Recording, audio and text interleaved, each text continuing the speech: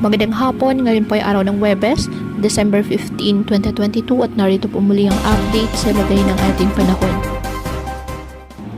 Ayon po sa pag-asa, northeast monsoon ang nakakaapekto ngayon sa northern Luzon, habang shoreline naman nakakaapekto sa eastern section ng central at southern Luzon. Sa ngayon, wala po tayong bagyo o low pressure area na minomonitor sa loob at labas ng ating Philippine Area of Responsibility na maaring makaapekto sa lagay ng ating panahon.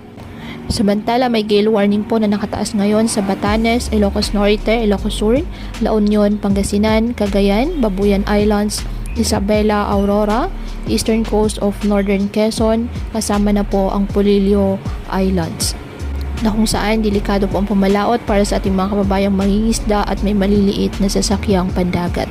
Ngayong araw, dahil po sa shoreline, asahan ang maulap na kalangitan na may kalat-kalat na pag-ulan at thunderstorms sa Isabela, Quirino, Aurora, and the northern portion of Quezon.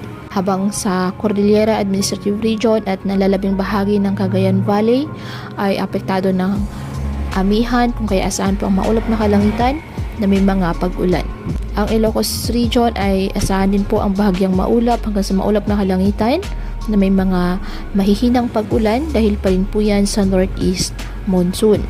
Habang sa nalalabing bahagi naman ng ating bansa, kasama na ang Metro Manila, bahagyang maulap hanggang sa maulap na kalangitan with isolated rain showers or thunderstorms dahil sa ITCZ at ng mga localized thunderstorms.